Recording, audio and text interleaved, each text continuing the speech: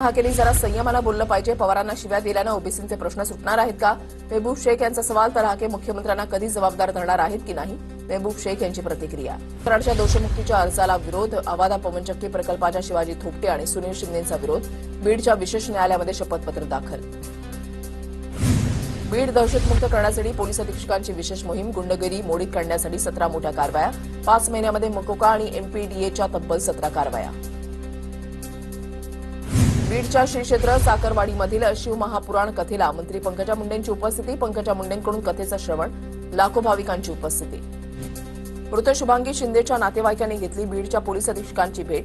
फरार असलेल्या भाजप तालुकाध्यक्ष संदीप कासकुंडेला अटक करण्याची आणि हत्येचे कलम वाढवून तपास करण्याची नातेवाईकांची मागणी. बीडच्या महिला स्वाधार गृहातून 2 अल्पवयीन मुलींनी ठोकली धूम. पोलिसांनी काही तासातच दोन्ही मुलींना ताब्यात घेतलं. बीडच्या नांदूर फाटा आणि बालाघाटवर शेतकऱ्यांची पेरणीसाठी लगबग. खतं आणि बियाणं खरेदीसाठी शेतकऱ्यांची कृषी केंद्रांवर गर्दी.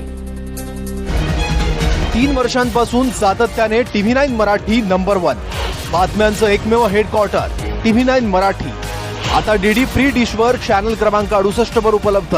TV9 मराठी, एकमेव.